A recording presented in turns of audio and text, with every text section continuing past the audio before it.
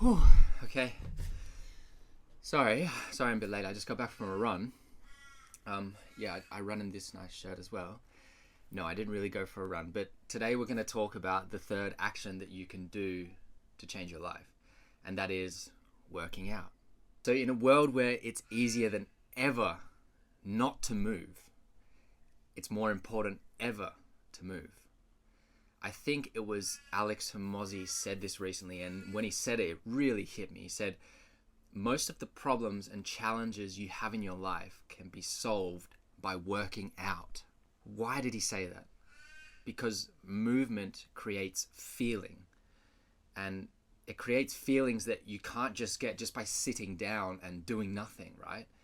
It's why many people stay trapped in their own lives, is because they're at the office sitting all day.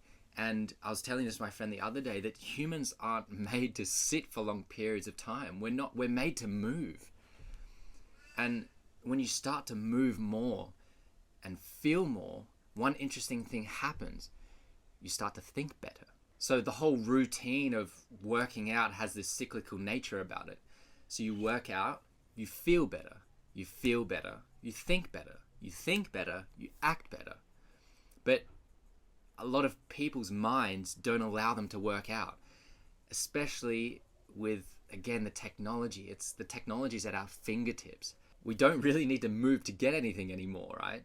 So people's minds make up excuses on why they don't have to work out. They say, oh, the famous one is, I'll just do it tomorrow.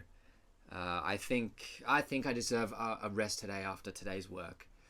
All these excuses, and it's funny because they end up spending more time working out reasons why they shouldn't work out than actually working out.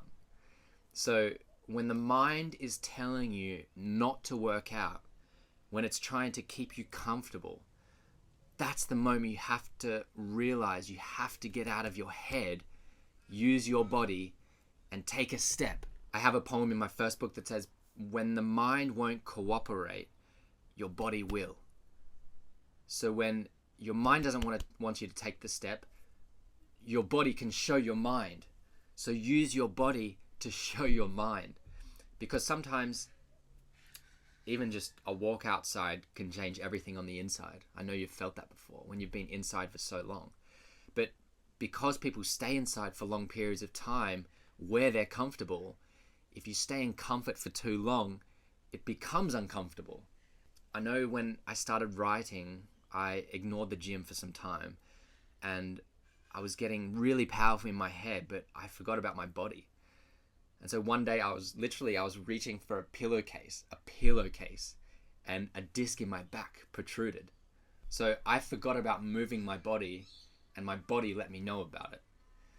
Another story, I have a friend he was working a lot in the mines, and he had no work-life balance. And he went and he did Muay Thai for some time. And in one of his first sessions, he tore his ACL. And because he had no work-life balance, he literally lost his balance after this incident. So we were talking and we discovered one very important principle, the principle I want to give you in this video. And that is, if you don't address what is in the inside, it will be expressed on the outside. I say it one more time. If you don't address what is in the inside, it will be expressed on the outside. So why it's so imperative to work out consistently is because once you start doing it for a bit, it actually starts to feel good. And then the more you do it, because it does feel good, and you do it a bit more because you're just so addicted to feeling good, you realize it's changed your life after a little bit of time. Because now that you're doing it, you can not only feel it, but you can also see what you used to be doing instead of it, and where you used to be. Like you were staying on the couch watching Netflix, but now you're not. You're working out. You were sleeping in, but now you're not. You're working out. So you're now doing more of what feels good. You're now more in control and not letting your mind control you. And this is called living for feeling. But most people are dying because of their thoughts. They stop after trying. Everyone knows that in order to get strong, you have to be weak first. But most people give up because they're not strong at first. Just think about that for a second. Their goal is to be strong.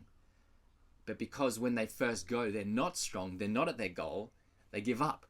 It's the funny thing that everyone's looking for the easy way, but when you do what is hard, it becomes easier and more enjoyable. I know I was watching a video the other day of a guy was speaking about, he's like 66 and he just turned 67, and he said, it's so much harder to maintain my fitness level at 67 than it was at 66. At 66, 1 year apart, from 66 to 67, he's worked out consistently through his whole life. And between 66 and 67, he notices it's so much harder at 67 to maintain what he was doing at 66. And like when he said that, I thought he was going to say, it's 67 is so much harder to maintain your fitness level than it was at 57 or 50 or something. But he said 67, it's so much harder than 66, 1 year before. And so that's why if you stop, actually, I heard this other thing as well. My friend posted the other day, he said that most people, I think, like, I want to say it was 90%, but let's just, for the benefit of the doubt, let's say it was 50%. He said 50% of people after the age of 28 never sprint again. 50% over the age of 28 never sprint again. That stat blew my mind. It's just, and it just shows that you can't not afford to work out. Like, the cost is far greater than you not working out than it is you working out. Most people's bodies deteriorate by the age of like 30. It just starts going downhill. We see quite often people, and we're in a healthy suburb, we see quite often young people walking around with walking sticks. There's actually, maybe I shouldn't say it so loud because I think she lives below us, but I think there's a lady below us that uses a walking stick, and she's younger than me. I'm 27. And that's why it just gets harder and harder, and it's like anything, like the longer you leave it, the harder it gets. This is the third and final action that we have so far in this part 1, 2, and 3 series. I think it's one of the most important ones, because the reason why many people's lives don't change or move is because they're not moving. If you start literally moving, your life will start moving with you. So get out there, go for a walk outside. Remember, just a walk outside, sometimes just a walk outside can change everything on the inside. Don't underestimate your body. When your mind's telling you no, your body can tell you yes. Your body can show your mind. And the beautiful thing about this is when your body shows your mind and it overcomes your mind will start to work for you. And so your mind will actually start encouraging you. But at first, it discourages you and it tells you not to, and it gives you all the reasons why. Again, most people spend more time working out excuses than they do actually working out. So if you stop working out excuses and you just start working out instead of thinking about it, then you will be a lot stronger on the inside, on the outside. Your life will start moving forward. You'll start feeling better, thinking better, acting better. And this is the third and final way that you can start to turn your life around.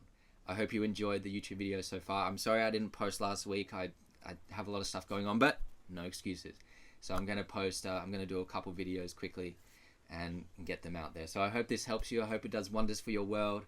Remember, be kind, be caring, be courageous, and I'll see you on the next video. Lots of love.